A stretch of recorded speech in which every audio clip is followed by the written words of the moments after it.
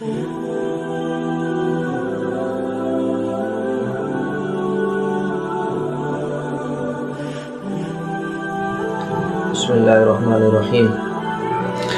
अल्लाह ताला कुरान मजीद के अंदर इरशाद फरमाते हैं, मा काना मुहम्मदुन अबा अहदिन मिन रिजालिकुम वलाकिन रसूलुल्लाहि व खातमुन नबिय्यीन कानल्लाहु बिकुल्लि शैइन अलीमा। कि मोहम्मद सल्लल्लाहु अलैहि वसल्लम मर्दों में से किसी के बाप नहीं हैं, और लेकिन वो अल्लाह ताला के रसूल है और ख़ातमुन नबिय्यीन है, और अल्लाह ताला हर चीज़ को जानने वाला है।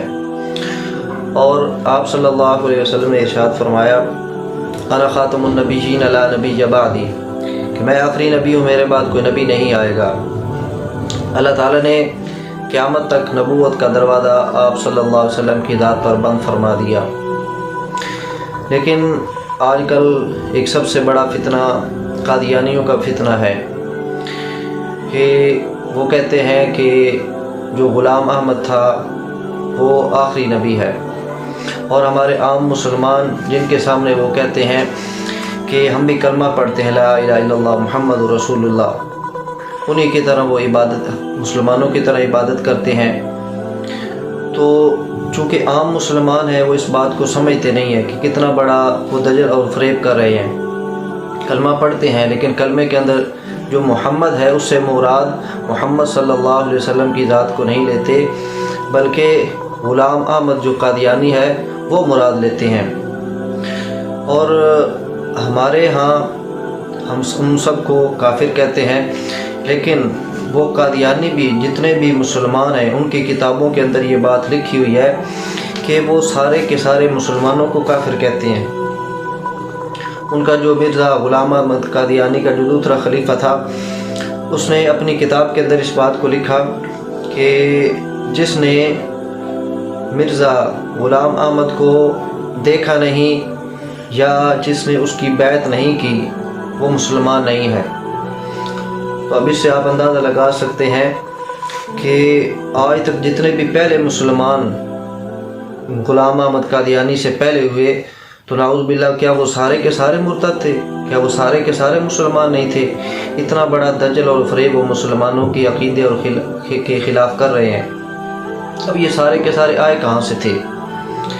इंडिया में जब सिखों ने इनको ज़ोर दिया और इनको डराया धमकाया, तो ये हिंदुस्तान से पाकिस्तान के अंदर 1948 के अंदर आए, और सर ज़फ़रुल्लाह ख़ान ने 12,000 रुपये के इवज़ इनको 1034 मुरब्बा एकड़ ज़मीन इनके नाम अलाट कर दी, और 99 साल के लिए अलाट कर दी। अब वहाँ पर धड़ाधड़ जो है वो कादियानी आ रहे हैं, वो शुरू से वहाँ पर रह रहे हैं, उनकी आबादियाँ बनाई गई। उसका नाम उन्होंने रबवा रखा, लेकिन उसका पुराना नाम जो था वो चकढगियाँ था। फिर बाद में अब चिनाब नगर रखा गया। उसके साथ उन्होंने एक अपना और इलाका जो है अहमदनगर के नाम से बना लिया है।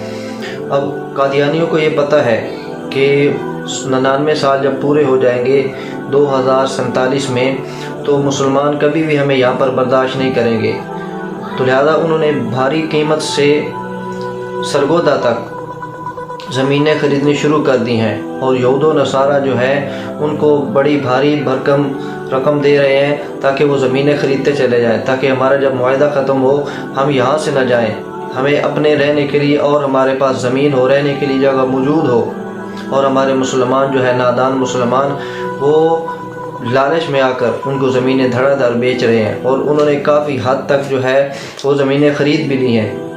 कहीं ऐसा ना हो कि जिस तरह जो ये इसराइल वाले हैं फ़लस्तीन के अंदर आए, मुसलमानों पर जुल्म किया। अब थोड़े से लोग थे, लेकिन अब जब उनका दिल चाहता है तो हमारे मुसलमान भाइयों को, फ़लस्तीनियों को, वो बच्चों को, औरतों को, मर्दों को जहाँ जब चाहता है उन पर बमबारी करते हैं, कत्ल गारत उन पर किया जाता है, और हम कुछ भी नहीं कर पा रहे।